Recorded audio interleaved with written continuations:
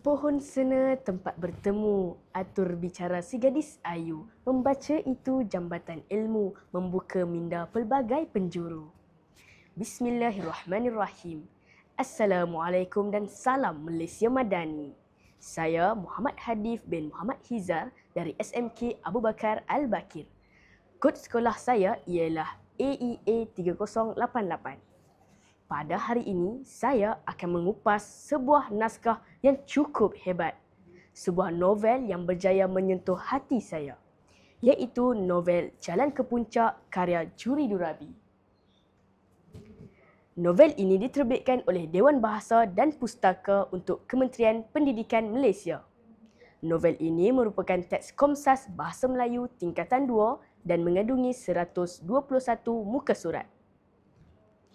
Pernahkah kita berasa kecewa apabila impian kita tidak dipersetujui oleh orang yang paling kita sayangi? Itulah cabaran yang dihadapi oleh watak utama novel ini, iaitu Laiman. Ayo bersama saya kita mengamati dan mendalami cerita ini dengan lebih dekat lagi. Novel ini mengisahkan Laiman, seorang graduan kejuruteraan yang mempunyai masa depan yang cerah. Ketika menjalani latihan praktikal di sebuah syarikat minyak dan gas di Sarawak, beliau menunjukkan sikap rajin, berdisiplin dan mempunyai cita-cita yang tinggi. Di tempat kerjanya, Laiman berkenalan dengan Sonia.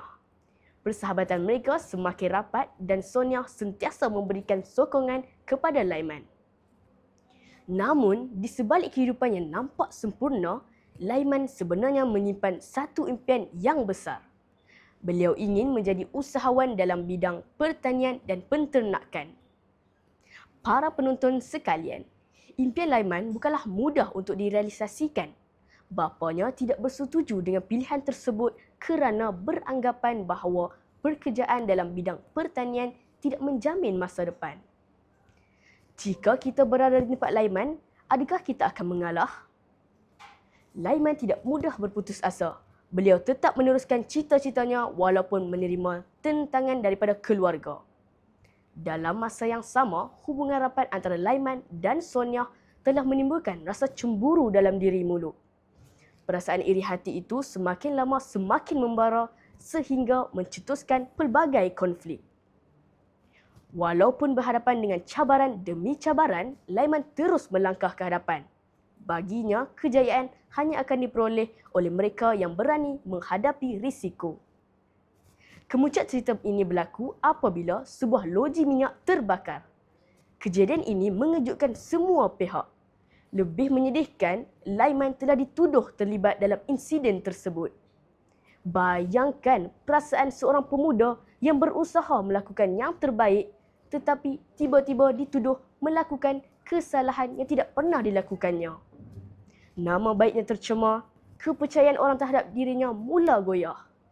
Namun, Laiman tetap tabah. Beliau yakin bahawa kebenaran akhirnya akan terselah. Setelah siasatan dijalankan, pihak berkuasa berjaya membongkar perkara yang sebenar. Rupa-rupanya, Muluklah yang bertanggungjawab atas kejadian tersebut kerana didorong oleh perasaan cemburu dan dendam. Akhirnya, nama Laiman dibersihkan daripada segala tuduhan. Para penonton yang dikasihi, selepas melalui pelbagai dugaan, Laiman meneruskan usahanya dalam bidang pertanian dan penternakan. Berkat usaha gigih, kesabaran dan keyakinan yang tinggi, beliau berjaya mengembangkan perniagaannya. Laiman akhirnya membuktikan bahawa kejayaan tidak bergantung pada pekerjaan yang dianggap hebat oleh masyarakat. Sebaliknya, kejayaan datang kepada mereka yang berani berusaha dan tidak mudah berputus asa. Beliau muncul sebagai seorang usahawan tani yang berjaya serta menjadi kebanggaan keluarga dan masyarakat.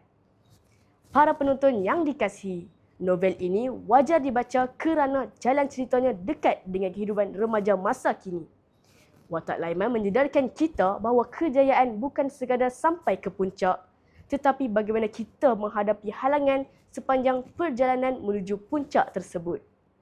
Novel ini juga mengajar kita bahawa setiap orang mempunyai impian yang berbeza dan setiap impian berhak diperjuangkan.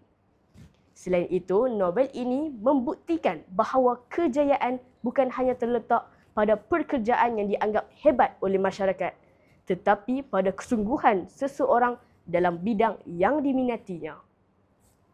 Novel ini juga syarat dengan nilai murni yang mampu membentuk generasi muda yang berani, gigih dan berfikiran positif. Para penonton yang setia, novel Jalan ke Puncak ini bukanlah sekadar hiburan kosong, malah cermin kehidupan yang penuh dengan inspirasi.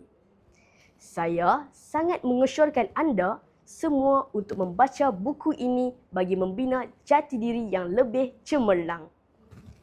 Bunga melur dalam jabangan, harum mewangi penyeri taman. Ilmu digali penuh iltizam, membentuk pribadi, membina insan. Sekian, wabillahi taufiq wal hidayah. Wassalamualaikum warahmatullahi wabarakatuh.